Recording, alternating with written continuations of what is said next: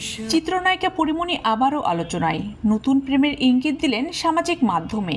কে সেই রহস্যময় যুবক, চলুন জেনে নেই বিস্তারিত। পরিমণির জীবন যেন এক সিনেমার গল্প। প্রেম, বিচ্ছেদ, নতুন সম্পর্ক সবকিছুই আলোচনার কেন্দ্রে। এবার ফেসবুকে এক রহস্যময় যুবকের বাহুডোরে দেখা গেল তাকে।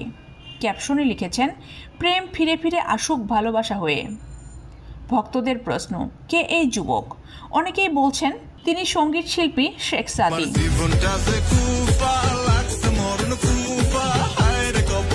শেখ সাদীর হাতঘড়ির সঙ্গে পরিমণির রহস্যময় ওই যুবকের হাতঘড়ির মিল থাকায় অনেকেই বলছেন, বাঙালির সন্দেহ মিস্টেক হয় না রে মনা।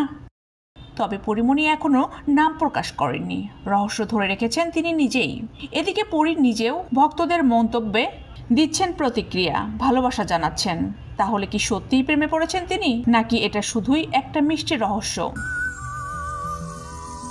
2021 সালে চিত্রনায়ক শরীফুল রাজের সঙ্গে বিয়ে হয়েছিল পরিমণির। 2022 সালে তাদের পুত্র সন্তান পূর্ণের জন্ম হয়।